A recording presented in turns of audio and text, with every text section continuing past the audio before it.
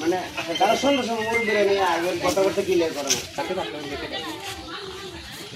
ঘরে ঘরে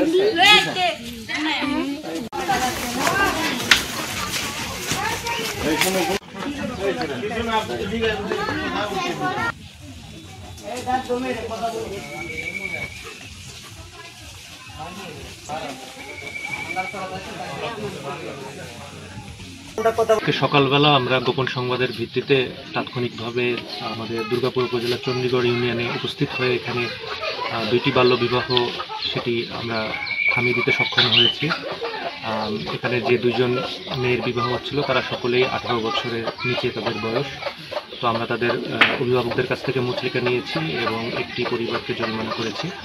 আমরা ইদানিং খেয়াল করছি যে বাল্যবিবাহ প্রতি একটা এটির প্রবণতা বৃদ্ধি পাচ্ছে। এর জন্য আমরা সকলকে সচেতন হওয়ার জন্য অনুরোধ করছি এবং যে কোনো বাল্যবিবাহের তথ্য আমাদের পুলিশ বা প্রশাসনকে প্রদান করার জন্য অনুরোধ করছি।